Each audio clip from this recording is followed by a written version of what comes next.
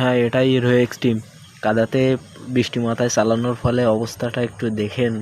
Hero extreme company এত পরিমাণে guard দিছে, তারপরেও বৃষ্টি মাথায় এত পরিমাণে কাদা ছিটায়। আর পিছনে পিলিয়ন যে বসে তার তো কোনো উপায় নাই, পিছনের চাক্কা দিয়ে একদম ভইরা যায়।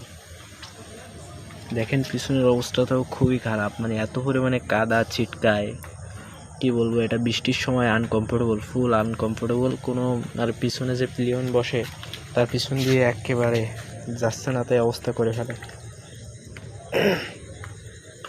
আপনাদের পিছনের কি অবস্থা একটু সবাই কমেন্টে জানাবেন, যে এখানে কি গার্ড লাগাইছেন নাকি এইভাবেই আপনারা ইউজ করেন। এইভাবে ইউজ করলে তো প্রচুর কাদা ছিটাচ্ছে, পিছনে বসার মতো কোনো পজিশন নেই।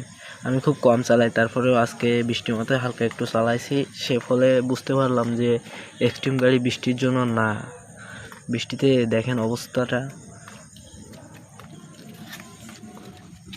সেই ইঞ্জিনের ভিতর থেকে শুরু করে আমার সমস্ত কিট, মানে যেহেতু যা আন্ডারবেলি কিট মিট যেগুলো আছে সব জায়গায় কাদা উঠে গেছে। দেখেন ট্যাঙ্কির এই পর্যন্ত কাদা উঠে গেছে, তাহলে কি বলবো।